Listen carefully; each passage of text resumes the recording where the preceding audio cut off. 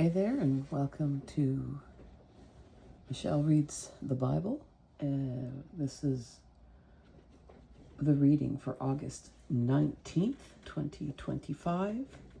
We are reading from the New Revised Standard Version, and we are going to pick up in our story of Esther at chapter 4.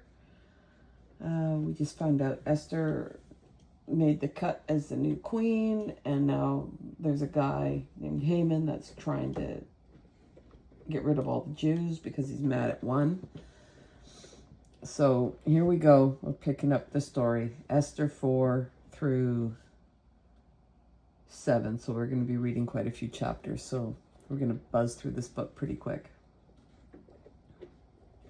When Mordecai learned all that had been done, Mordecai tore his clothes and put on sackcloth and ashes and went through the city, wailing with a loud and bitter cry. He went up to the entrance of the king's gate, for no one might enter the king's gate clothed with sackcloth. In every province, wherever the king's command and his decree came, there was great mourning among the Jews, with fasting and weeping and lamenting, and most of them lay in sackcloth and ashes. When Esther's maids and her eunuchs came and told her, the queen was deeply distressed, and she sent garments to clothe Mordecai, so that he might take off his sackcloth, but he would not accept them. Then Esther called for Hathach, one of the king's eunuchs who had been appointed to attend her, and ordered him to go to Mordecai to learn what was happening and why. Hathach went out to Mordecai on the open square of the city in front of the king's gate, and Mordecai told him all that had happened to him, and the exact sum of money that Haman had promised to pay into the king's treasuries for the destruction of the Jews. Mordecai also gave him a copy of the written decree issued in Susa for their destruction, that he might show it to Esther, explain it to her, and charge her to go to the king to make supplication to him and entreat him for her people. Hathach went and told Esther what Mordecai had said. Then Esther told Hathach and gave him a message from Mordecai, saying, "All the king's servants and the people of the king's provinces know that if any man or woman goes to the king inside the inner court without being called, there is but one law. All alike are to be put to death. Only if the king holds out the golden scepter to someone may that person live. I myself have not been called to come in to the king for 30 days.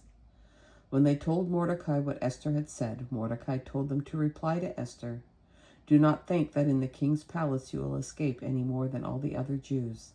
For if you keep silence at such a time as this, relief and deliverance will arise for the Jews from another quarter. But you and your father's family will perish. Who knows, perhaps you have come to royal dignity for such a time as this." Then Esther said in reply to Mordecai, "Go, gather all the Jews to be found in Susa and hold a fast on my behalf, and neither eat nor drink for 3 days, night or day. I and my maids will also fast as you do. After that I will go to the king, though it is against the law, and if I perish, I perish." Mordecai then went away and did everything Esther had ordered him. On the 3rd day, Esther put on royal robes and stood in the inner court of the king's palace opposite the king's hall. The king was sitting on his royal throne inside the palace opposite the entrance to the palace. As soon as the king saw Queen Esther standing in the court, she won his favor, and he held out to her the golden scepter that was in his hand. Then Esther approached and touched the top of the scepter. And the king said to her, "What is it, Queen Esther? What is your request? It shall be given you even to the half of my kingdom." Then Esther said, "If it pleases the king, let the king and Haman come today to a banquet that I have prepared for the king." Then the king said, "Bring Haman quickly, so that we may do as Esther desires." So the king and Haman came to the banquet that Esther had prepared. While they were drinking wine, the king said to Esther, "What is your petition? It shall be granted to you. What is your request? Even to half my kingdom it shall be fulfilled."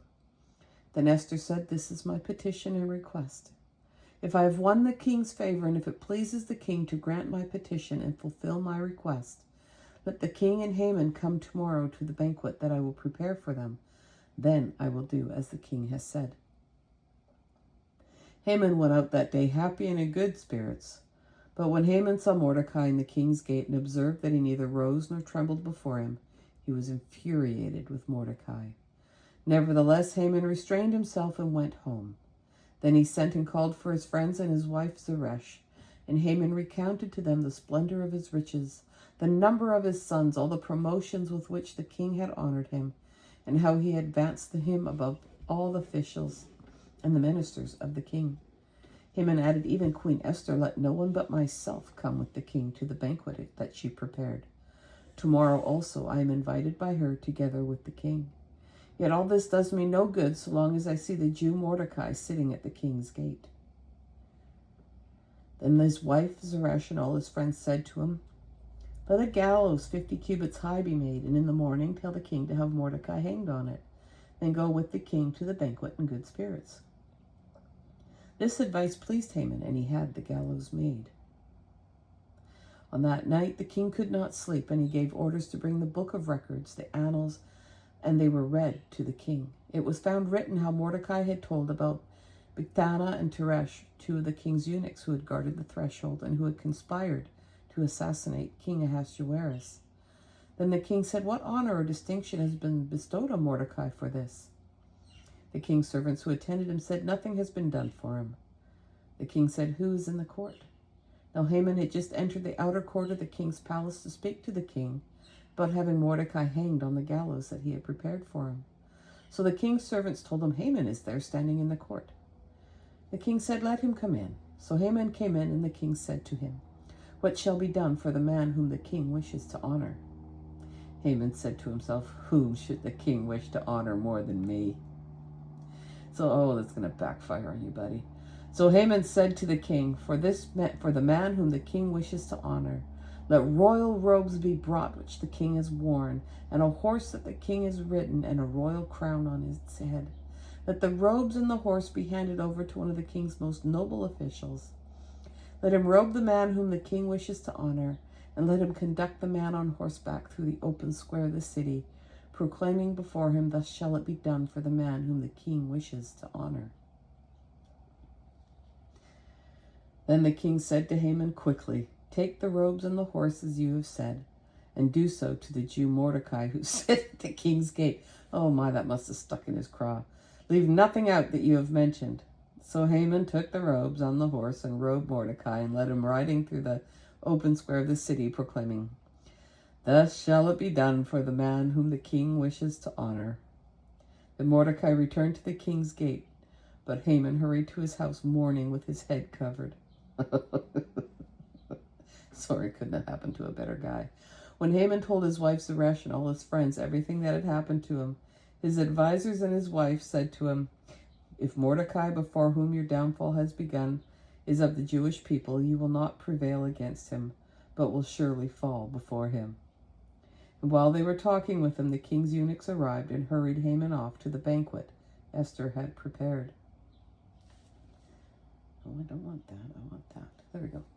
So the king and Haman went to feast with Queen Esther. And on the second day, as they were drinking wine, the king again said to Esther, what is your petition?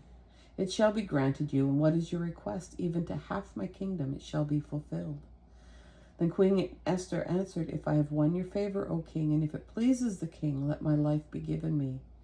That is my petition, and the lives of my people, that is my request. For we have been sold, I and my people, to be destroyed, to be killed, and to be annihilated. If we had been sold merely as slaves, men and women, I would have held my peace. But no enemy can compensate for this damage to the king. Then King Ahasuerus said to Queen Esther, who is he and where is he? Who has presumed to do this? Esther said, a foe and enemy, this wicked Haman. Then Haman was terrified before the king and queen, I'll bet. The king rose from the feast in wrath and went into the palace garden. But Haman stayed to beg his life from Queen Esther, for he saw that the king had determined to destroy him. When the king returned from the palace garden to the banquet hall, Haman had thrown himself on the couch where Esther was reclining, and the king said, will he even assault the queen in my presence in my own house? As the words left the mouth of the king, they covered Haman's face. Then Harbona, one of the eunuchs in attendance on the king, said, look, the very gallows that Haman has prepared for Mordecai, whose word saved the king, stands in Haman's house, 50 cubits high. And the king said, hang him on it. So they hanged Haman on the gallows that he had prepared for Mordecai, And then the anger of the king abated. Plot twist. Okay. 1 Corinthians chapter 12. And we're going to read verses 1 through 26.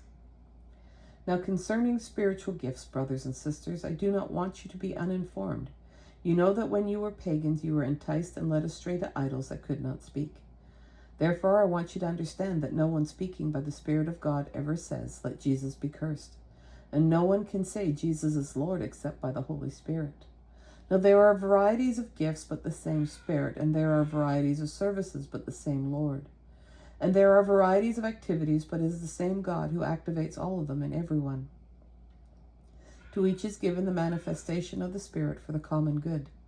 To one is given through the Spirit the utterance of wisdom, and to another the utterance of knowledge according to the same Spirit. To another by the same Spirit, to another faith by the same Spirit, to another gifts of healing by the one Spirit, to another the working of miracles, to another prophecy, and to another the discernment of spirits, to another various kinds of tongues, to another the interpretation of tongues. All these are activated by one and the same Spirit, who allots to each one individually just as the Spirit chooses. For just as the body is one and has many members, and all the members of the body, though many, are one body, so it is with Christ. For in the one Spirit we were all baptized into one body, Jews or Greeks, slave or free, and we were all made to drink of one Spirit. Indeed, the body does not consist of one member, but of many. If the foot would say, "Because I am not a hand, I do not belong to the body," that would not make it any less a part of the body. And if the ear would say, "Because I am not an eye, I do not belong to the body," that would not make it any less a part of the body. If the whole body were an eye, where would the hearing be? And if the whole body were hearing, where would the sense of smell be? But as it is, God arranged the members in the body, each one of them as he chose. If all were a single member, where would the body be? As it is, there are many members, yet one body. The eye cannot say to the hand, "I have no need of you," nor again the head to the feet, "I have no need of you." On the contrary, the members of the body that seem to be weaker are indispensable. And those members of the body that we think less and honorable we clothe with greater honor, and our less respectable members are treated with greater respect. Whereas our most respectable members do not need this. But God has so arranged the body, giving the greater honor to the inferior member, that there may be no dissension within the body, but the members may have the same care for one another. If one member suffers, all suffer together with it, and if one member is honored, all rejoice together with it. And now Psalms chapter 36. Transgression speaks to the wicked deep in their hearts. There is no fear of God before their eyes. For they flatter themselves in their own eyes that their iniquity cannot be found out and hated. The words of their mouth are mischief and deceit. They have ceased to act wisely and do good. They plot mischief while on their beds. They are set on a way that is not good. They do not reject evil. Your steadfast love, O Lord, extends to the heavens, your faithfulness to the clouds. Your righteousness is like the mighty mountains. Your judgments are like the great deep. You save humans and animals alike, O Lord. How precious is your steadfast love, O God. All people may take refuge in the shadow of your wings. They feast on the abundance of your house, and you give them drink from the river of your delights. For with you is the fountain of life. In your light we see light. O continue your steadfast love to those who know you, and your salvation to the upright of heart. Do not let the foot of the arrogant tread on me, or the hand of the wicked drive me away. Where the evildoers lie prostrate, they are all thrust down, unable to rise. And our proverb today comes from chapter 21, verses 21 and 22. Whoever pursues righteousness and kindness will find life and honor. One wise person went up against a city of warriors and brought down the stronghold in which they trusted. Thanks for joining me on this glorious morning. As you can see, it's just beautiful outside. I appreciate you joining me. I'm glad you're here. Take care. I hope you have an awesome day, and we'll catch you on the next one. Bye for now.